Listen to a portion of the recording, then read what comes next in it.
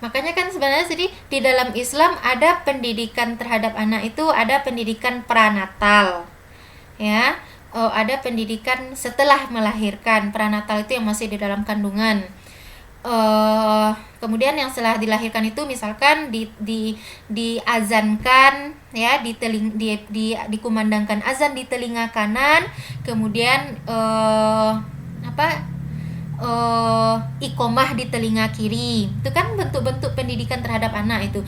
Ini hikmahnya nanti apa gitu, supaya memang di sini uh, ketika anak baru pertama lahir ke dunia ini, yang dia dengar itu adalah panggilan dari Allah. Jadi ada nilai-nilai tersendiri. Kemudian dia diakikahkan, ya. Akikah ini apa hikmahnya? Secara tidak langsung di sini mengajarkan kepada anak bentuk bersyukur. Nah, itu bentuk bersyukur. Makanya ketika anak yang baru lahir itu ada doa yang diucapkan. Sebenarnya doa ini tertuju kepada orang tuanya. Itu misalkan doanya barakallahu fil mauhub, ya. Barakallahu fil mauhub itu kan kepada orang tua sebenarnya tertuju itu. Itu apa ya, semoga Allah memberikan keberkahan kepadamu terhadap anak yang telah diberikan kepadamu. Nah itu, karena kenapa, kadang ada anak yang justru tidak bisa memberikan keberkahan kepada orang tuanya. Itu barakallahu fil mauhub wa syakartal wahib, ini juga ke orang tua, semoga kamu bersyukur terhadap Allah terhadap anak yang telah diberikan kepadamu, wa syakartal wahib, ya. Wa barram biwalidayk, wabarom biwalidayhi, semoga kamu mendapatkan kebaikan dari anak yang telah kamu lahirkan. Kemudian wabala wa asyuddah, nah itu, dan Allah panjangkan umurnya. Nah itu doa yang diucapkan ketika nanti ada melihat anak yang baru dilahirkan. Memanglah doa itu tertuju sebenarnya untuk orang tua bayi. Nah itu, ya, doa itu ditujukan sebenarnya untuk orang tua bayi, tapi di sini doa itu diberikan karena anak yang baru saja dilahirkannya. Nah itu hikmahnya gitu. Kemudian nih yang sering ditanyakan itu adalah, Bu, bagaimana halnya ada orang yang belum akikah tapi dia berkurban? Nah itu, boleh nggak berkurban kalau belum akikah? Ini sering ditanyakan ini. Telah berkurban atau belum berkurban tidak sudah akikah atau belum akikah tidak menghalangi untuk berkurban.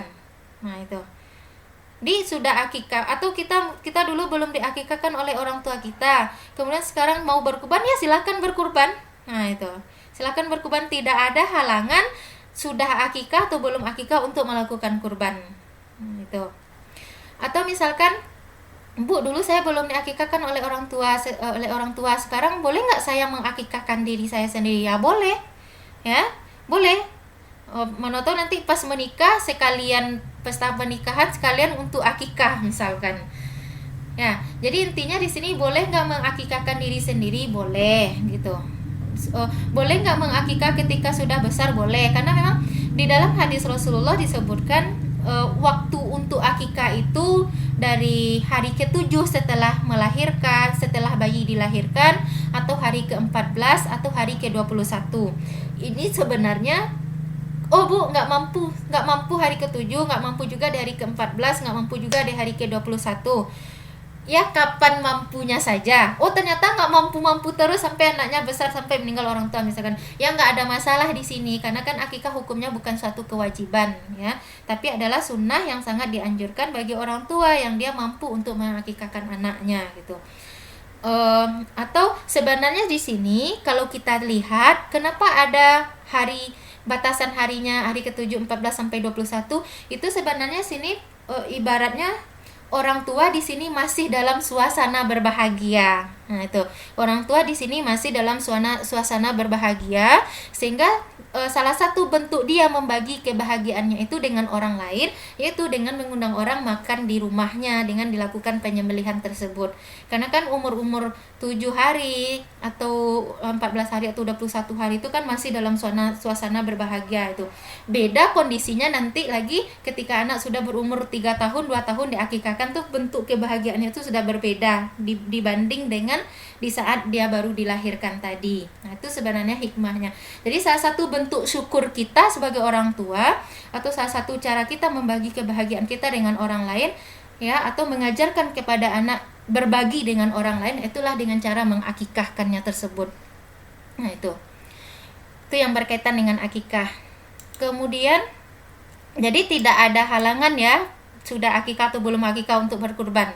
Ya, mana tahu nanti hafizah ini dia belum akikah, ternyata dia sudah mampu untuk berkurban, ya silahkan berkurban, tidak ada menghalangi akikah itu, belum akikah tidak menghalangi untuk berkurban. Kemudian jumlah sembelihan hewan akikah. Nah, ini Hadatsana Musaddad, hadatsana Sufyan an Abdullah bin Abi Yazid an abihi an Siba bin Thabit an Ummi Karz qalat sami'tu Nabi sallallahu alaihi wasallam yaqulu akirut tayra ala makinatiha qalat wa sami'tu yaqulu anil ulam syatani wa anil jariyah syatun la yadurukum adzukronan kunna am inatan. Jadi di sini jumlah hewan kurban itu adalah bagi anak laki-laki 2 ekor kambing, bagi anak perempuan 1 ekor kambing. Ini untuk membedakan antara anak laki-laki dan anak perempuan, ya. Jadi bagi anak laki-laki 2 ekor kambing, bagi anak perempuan 1 ekor kambing. Nanti juga akan kita lihat di dalam hadis yang lain, ya, akan kita lihat nanti di dalam hadis yang lain. Putus jaringannya.